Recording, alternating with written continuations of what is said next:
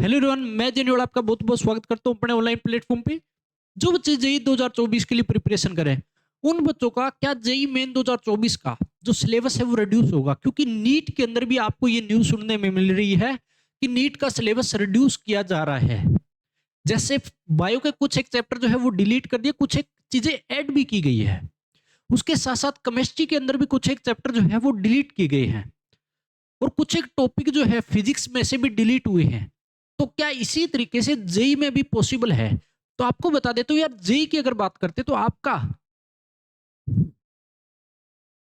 JEE main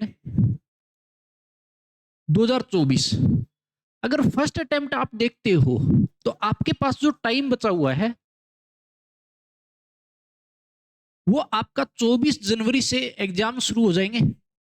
ठीक है, तो आप देख सकते हो आपके पास जो टाइम है वो कितना बचा हुआ है। उसके साथ साथ अभी तक कोई ऑफिशियल नोटिफिकेशन भी नहीं आया है, क्योंकि बच्चों के माइंड में ये बहुत सारी चीजें चल रही है कि हम अगर जो नीट में जो चैप्टर डिलीट हुए हैं, जैसे केमिस्ट्री में हुए या फिजिक्स में जो टॉपिक, वो उसी तरीके से हम भी छोड़ दे। तो ऐसा काम आपको नहीं करना है, क्योंकि जब तक ऑफिशियल नोटिफिकेशन नहीं आता तो इस चीज पे बिल्कुल भी आपको किसी प्रकार का रिएक्शन नहीं देना है। आपको पूरे के पूरे चैप्टर करने हैं। अगर बाई चांस जैसे डिलीट होता है, तो आपने देखा होगा कि पिछले साल जेई मेन में एसओटी जो है वो डिलीट कर दिया गया था मैथमेटिक्स में से। ठीक है, ये सभी बच्चों को पता है। तो बहुत कम ही पोर्शन डिलीट किया गया था, जिसका कोई ज्यादा फर्क नहीं पड़ा था। ठीक है, तो इसी तरीके से जेई 2024 के अंदर भी आपके पास जो टाइम बचा है वो सिर्फ और सिर्फ, अब देखो यार, नवंबर, दिसंबर और 24 जनवरी को आपको आना है, तो आपके पास टाइम देख सकते हो। अक्टूबर आपका जो डेट हो चुकी है, मिड के बाद आप लगभग 3 महीने अप्रोक्सीमेट मान के चल सकते हो टोटल। तो इसके अंदर बहुत कम चांस है कि आपका डिलीट नहीं होगा। अगर हुआ तो भी बहुत कम पोर्शन ही डिलीट होगा, कुछ एक टॉपिक डिलीट होने के चांसेस हो सकते हैं।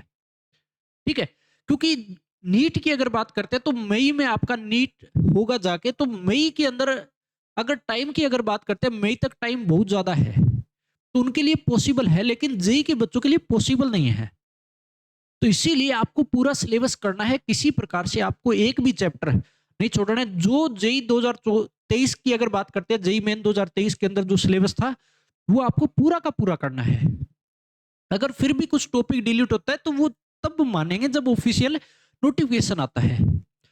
जब तक आपको ऑफिशियल ना मिले तब तक आपको पूरा सिलेबस पे ध्यान देना है, किसी प्रकार से आपको अलग दिमाग नहीं दौड़ाना है, और पूरा सिलेबस आपको कंप्लीट करना है। फिर भी किसी प्रकार का अगर डाउट है तो कमेंट करके बताएं, डाउट आपका क्लियर है, किया जाएगा। तो इतने तक पढ़ते रहे और मजे करते रहे।